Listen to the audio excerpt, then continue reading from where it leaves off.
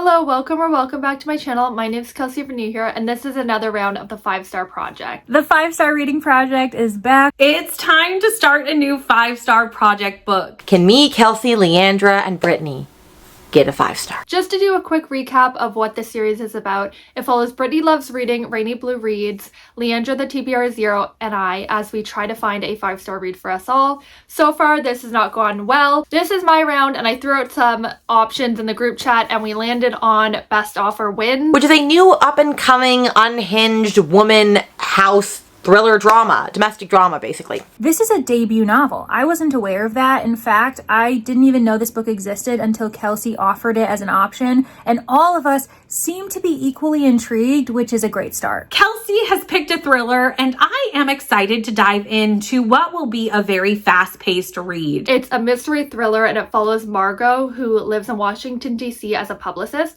Her and her husband have been trying to conceive. They're also trying to buy a house in the crazy COVID selling market. If you know anything about the real estate during that time, it was absolute craziness, bidding wars, etc. The fact that the entire narrative is surrounding the housing market and how one individual is doing everything she can possible to buy the house of her dreams, I find that very relatable, even at the same time, maybe hitting a little bit too close to home. I'm not gonna lie, I don't really know a lot about this book. I'm kind of just going in blind. I know that it is about a family that is having a really hard time finding a house, and they find the perfect house, something goes wrong, and so she is like hell-bent to make this house her house and will do anything, any means to get it. I think this book aligns most with Kelsey's taste, and it makes sense that it's her choice. I really would be surprised if she doesn't give it 4 stars or higher unless something egregious happens. I think the person that could enjoy this the most is Kelsey. I feel like she's really in her thriller horror bag. She loves a good Megan Miranda moment. I think out of all of us,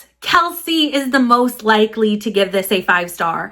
I think out of all of us, Kelsey is currently in her thriller era, and the rest of us are not reading as many thrillers overall. This just sounds like a really good time. If I had to guess, I would say that I'm going to give this a 4 or 5 star. Brittany's track record with this project is better than all of us combined, probably. She's finished the most books. She's given the most books 5 stars. However, she's also not really in her thriller era. I think her TBR is stacked with very chonky reads at the moment. So maybe Best Offer Wins is going to be picked up at the right time, where she just needs a popcorn read, something really quick, and it could work for her. With Brittany, she's honestly been the easiest to please with this whole challenge somehow. I don't actually think that's true.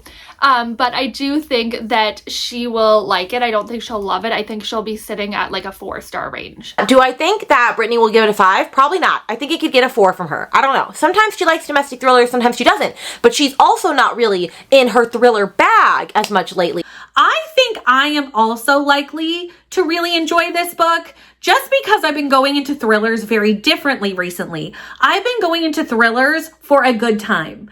I am here for vibes and vibes only. I think Rainy will really like it. I think she'll give it 5 star. I know she loves like fast-paced thrillers and ones that you can just binge, so I really do think she'll like this one. With Rainy, she's not a big thriller reader anymore. Because I have seen some authors say there are horror elements, that could lean in her favor. But obviously, if it's more horror, that weakens the enjoyment for Brittany and Kelsey. So it's a bit of a catch-22. But I feel as though if this hits Rainy at the right moment, she's going to fly through this, especially because it's so quick. I think all of us are going to find it pretty bingeable. Rainy could go either way. I find Rainy is the hardest to like pick whether she will like a book or not. And that's just because Rainy is such an eclectic reader in like so many different things that I won't really know if Rainy is going to like this until I start reading it. I am not 100% sure where I stand on this book. I view thrillers and horrors as popcorn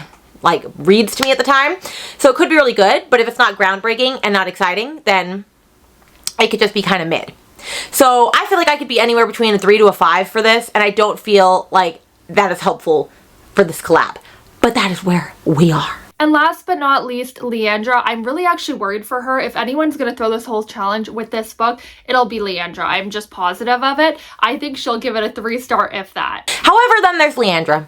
And we all know Leandra doesn't really do thrillers. She's more of a mystery girly through and through. So she's going to probably find this boring, unoriginal, uninspired, all of the things, and give it a solid 3. And Leandra, I'm sorry, Leandra, I don't think you're going to like this. Because at the end of the day, Leandra is the queen of mystery. And mystery has well laid out plots. And some thrillers do as well. So if this one does, then yes, I think Leandra will like it. However, sometimes thrillers are not necessarily as well laid out. If we have like twist whiplash going on, I don't think Leandra is going to like this. I would say that there is risk for me, per usual, mainly because it's labeled as a thriller, and we all know that any thriller is a red flag for me because I don't usually vibe with them. Now, if it leans suspense, that is where it can work for me. But at the same time, it says it's darkly satirical, wildly entertaining. A lot of reviewers that I've kind of perused and seen have said that it's so funny. And that is really exciting to me because if it matches my type of humor, then there's no worries. I'm going to be entertained no matter what. But if I'm enjoying it, there's a high chance that my friends aren't because I really like horror. I know Rainey does too, but obviously Brittany and Kelsey, that is a no-go territory. So we're just gonna have to see what the heck happens with this book. Now we're going to get to reading and we'll check in at the 50% mark and see what we're all thinking. This girly pop is very unhinged. She is really unhinged. Can you say unhinged? So in this book, we're following Margot, and Margot has gone through it lately trying to get a house. She and her husband Ian currently live in an apartment in DC, and they don't want to do that anymore. They were hoping to be in their dream home by now, but unfortunately, they've been in multiple bidding wars and they're always outbid, even though their current budget on a home is somewhere in the ballpark of $1.25 million. Margot gets a tip that there will be a house on the market shortly that's right up her alley. Her and Ian decide to go check it out. Ian takes a look at it from the road, but Margot decides to go into the backyard, peek through the window, and gets kind of caught by the people owning the house. She gets to like the sidewalk and kind of has this like meet cute with Jack, who owns the house, with his husband Kurt and their daughter Penny. She lies to this man and says she is also looking into adoption, which I mean, she might at some point, but she isn't now, and befriends him by stalking him at his yoga class. I wasn't really sure how it was going to get unhinged, and it was funny. I had just messaged them in the group saying, hey, I got to chapter 8, and then chapter 8 happened and I went, oh shit, it's going crazy. A normal person would just walk away, but Margot is determined to still get this house and she decides to take things too far. They're also going through infertility, so that is a big conversation of this book. So definitely something to go into lightly if that's a trigger for you. Margot is at her wit's end. She is certainly continuing to act badly, and she's assuming that the couple that she wanted to buy the house from, they've acted badly in the past, and so she's kind of doing a bit of a deep dive into their history to see what she can unearth. She is doing some crazy things. She's doing some crazy things to get a house. I really like an unhinged main character in a thriller mystery as long as it doesn't go kind of too far or just seem kind of like insane. I feel like this is pretty realistic so far of the kind of the lengths people will go through to get a house sometimes, like especially during that house market time. Like people were writing heartfelt letters, and I think there was like definitely some threats probably. So I feel like this is quite realistic. She is obsessed with this house and she's doing some unhinged things to get it. The fact that this Margot lady is willing to do anything and everything to get the house that she wants, and I do say anything and everything because she's literally doing some very crazy unhinged things like blackmail and all this other crazy shenanigans. I can always get behind that, and so I do like the unhinged moments for what they are, and like I said, it's a very easy listenable read. However, there is nothing in this that I haven't seen before that's doing anything groundbreaking for the genre, so it's just kind of mid. Like it's around like 3.5 star range right now probably. Like I like it, I could definitely finish it. I could also definitely not, and I might not actually care, but let's just also blame this on the fact that I have not really read a book since January. I have not read a book since January, and this is the first book that I'm picking up, and like Leandra, I'm sure has already mentioned before, or Brittany, or Kelsey, or somebody, I don't read thrillers much anymore, hardly at all, and so was I against reading this? No, because I do think that like thriller reads are great popcorn reads for me right now, but was I like absolutely over the top excited to read this? No, because it takes a lot to get a 5-star read from me. I was not sure about being in the head of Margot for an entire book. I was very unsure about that.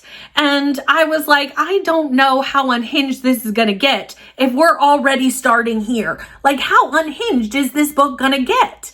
However, as I've read it, we've started to kind of unearth some things. We're on an investigation around potentially getting this house, and I am intrigued in that investigation. Right now, I would not say I am sitting at a 5-star. I can pretty much say I'm not sitting at a 5-star, which is unfortunate. Maybe this investigation will turn it around, though, because I will say in the last, 5 to 6 chapters, I've gotten a lot more bought in. So yeah, basically a book full of bad people doing bad things, and because this is how the world works, they're all rich. I'm going to hold off my judgment moving forward, but it certainly does lean classic thriller in the fact that everybody's bad, they're being bad to each other. Same old. I do think that the thriller genre in general is overdue for a revamp. So as of right now, I'm having a really fantastic time. It's a quick read, it's great on audio, and the main character is very interesting, and I'm not bored whatsoever. We'll update everyone once we finish this book. I have officially finished Best Offer Wins. I finished the book. Well, we've all finished Best Offer Wins. I can definitely say that this went in a direction that I didn't expect. The fun in watching this very self-destructive woman as she's pursuing her dream of this like McMansion and a home and a family and everything else, and then it all kind of falling apart. Or did the book finish me? Because I was reading it, right? And I was about 70% in it. And I was like, okay, like, it's fine. It's like nothing amazing, but like, I'm intrigued. I'm invested. I want to know what's going on. And then of course, there was like a plot twist or two that I was like, yeah, that's so blatantly obvious that that's happening. Like, okay.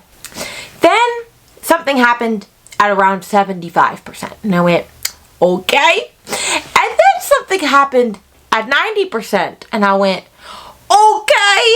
And then something happened at like the last 5%. And I went, well, hot damn. I was surprised at the twist in this book. I was surprised at where we ended up.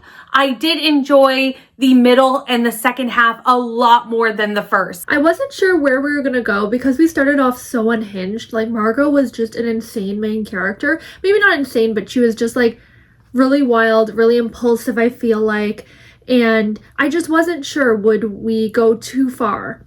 And I know that was a concern that Brittany had because we actually read this on Sprints Together, and we thought, we didn't finish it on Sprints Together, but we discussed a little bit. I know that was a worry for her, and I was like, yeah, that's true. Like, how crazy is this character gonna take it? I think I was just so nervous at the beginning that we started so out there that I was expecting the book to up the ante and continue to up the ante to a point where we were just losing the plot left, right, and center. And that's not what happened. It was actually a really well plotted thriller. I do feel like the twists were well done. I was happy with how it was wrapped up. Things happened that I had no idea were going to occur. And honestly, the way that it all played out is kind of crazy, but also kind of brilliant. I hated this book so much. In fact, I didn't finish it.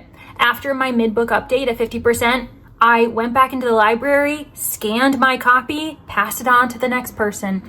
I refused. I really could not stand our main character, Margot. She was insufferable. The fact that she is a sad rich person with rich person problems, that she was willing to hurt others, all while everyone else was willing to hurt each other too, that the fact that we had like a cheating storyline, and I could not care less. Now to talk about my star rating. I'm going to give this a 4. I really enjoyed it. I had a great time. I love an unhinged main character, love following her along. It was such a popcorn read. I read this within 24 hours, and I just feel like it was such a bingeable, good read. However, it just didn't hit the 5-star energy for me. I could not give it 5 stars. I couldn't. The beginning of this was just not for me. It took too long for me to settle into this for it to be a 5-star read. It is still a fantastic thriller that, again, I am recommending. I'm giving it a solid 4 stars. 4-star, maybe even a 4.5. I kind of actually really enjoyed it. And I'm kind of shooketh because that was just a fun time. That really was. And I was very surprised at the ending. I'm telling you, when unhinged shit hits the fan, I am a fan. When it gets really crazy, I'm a fan. But what I'm not a fan of is when it gets really crazy to the point that it's like really unbelievable. And now, yes, some of this is very far-fetched, but it still lives in the realm of believability to me. Either way, I had a fabulous time. I know that this is a highly anticipated, well-loved book according to the internet right now, so I'm in the minority. Perfectly fine with being in the minority, so oh well. Sorry friends, I hope you all didn't give it 5 stars, because if that's the case, I really am the crux in this foursome. So for me, if I had to give this a rating, it would be 1 star, and I hope that the others had a good time with this. As you can tell, we all didn't give this 5 stars. None of us did, and actually it kind of got a 1 for one of us, so better luck to us next time.